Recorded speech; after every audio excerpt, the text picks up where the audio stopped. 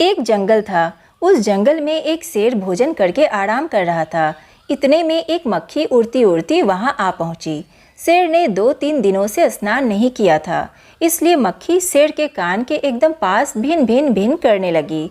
शेर को बहुत मुश्किल से नींद आई थी। उसने पंजा उठाया, मक्खी उड़ गई, लेकिन फिर से शेर के कान के पास भिन भिन शुरू हो गई। अब शेर को गुस्सा आया। वह दहाड़ा, अरे मक्खी दूर हट, वरना तुझे अभी जान से मार डालूंगा।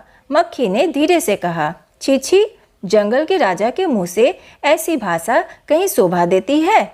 शेर का गुस्सा बढ़ गया। उसने कहा, एक तो मुझे सोने नहीं देती, ऊपर से मेरे सामने जवाब देती है। चुप हो जा, वरना अभी। मक्खी बोली, वरना क्या कर लोगे? मैं क्या तुमसे डर जाऊंगी? मैं तो तुमसे भी लड़ सकती हूँ, हिम्मत हो तो आ जाओ। शेर आग बबूला हो उठा। उसने कान के पास पंजा मारा। मक्खी तो उड़ गई, पर कान जरा छिल गया। मक्खी उड़कर शेर की नाक पर बैठी तो उसने मक्खी को फिर पंजा मारा। मक्खी उड़ गई। अब की बार शेर की नाक छिल गई। मक्खी कभी शेर के माथे पर बैठती, कभी गाल पर, तो कभी गर्दन पर। शेर पंजा मारता जाता और खुद को घायल करता जाता। मक्खी तो फट से उड़ जाती। अंत में शेर उब गया, थक गया। वह बोला, मक्खी बहन, अब मुझे छोड़ो, मैं हारा और तुम जीती, बस। मक्खी घमंड में चूर होकर उड़ती उड़ती आगे बढ़ी। सामने एक हाथी मिला। मक्खी ने कहा, अरे हाथी, मुझे प्रणाम कर।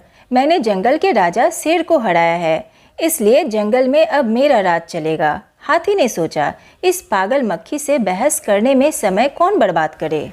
हाथी ने सुर ऊपर उठाकर मक्खी को प्रणाम किया और आगे बढ़ गया। सामने से आ रही लोमड़ी ने यह सब देखा। लोमड़ी मंद मंद मुस्कुराने लगी। इतने में मक्खी ने लोमड़ी से कहा, अरे ओ लोमड़ी, चल मुझे प्रणाम कर। मैंने जंगल के राजा शेर और विशालकाय हाथी को भी हरा दिया है।